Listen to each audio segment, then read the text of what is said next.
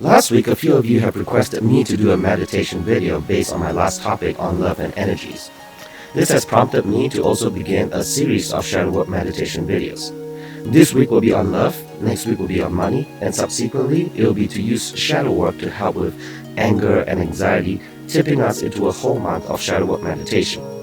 After that, I'll post one shadow work meditation video a month. So, if you have any requests on emotions or topics I should cover for my shadow work meditation series, please comment below and I'll add it to my list. You can later find these videos in the playlist I'll link in the description box below, so you can come back to it and use these meditation anytime that you need.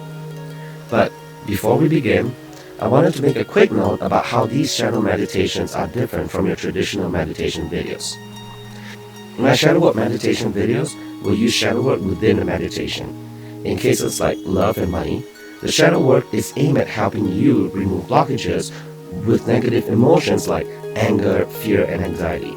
The meditation videos are meant to use shadow work to sit with them, these emotions, and watch them disappear.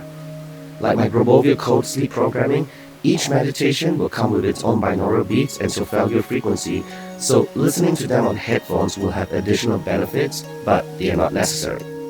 Now, I want to address why some people may experience dizziness and mild headaches while hearing binaural beats or solfeggio frequencies.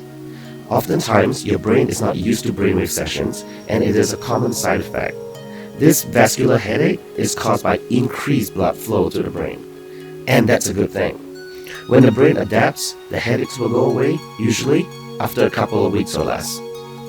So, I'm going to post a link for the first in the series on meditation videos at the end of this video.